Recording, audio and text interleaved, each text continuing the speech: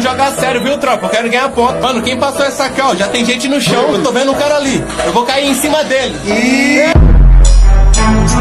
Júlia, quer ficar comigo? Não, nem se você fosse o último homem da Terra. Mas se eu fosse o último homem da Terra, quem que ia me impedir?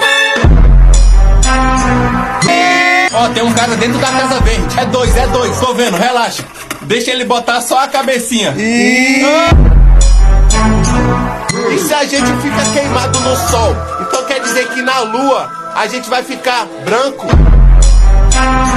E como que eles chegaram perto do sol pra medir, sendo que o sol é quente? Eu não acredito nisso não. Vocês dois são idiota. Não tá vendo que eles foram à noite, quando o sol tava frio? Agora vamos estudar, porque estudar dá futuro. Se estudar dá futuro, então por que o senhor não é rico?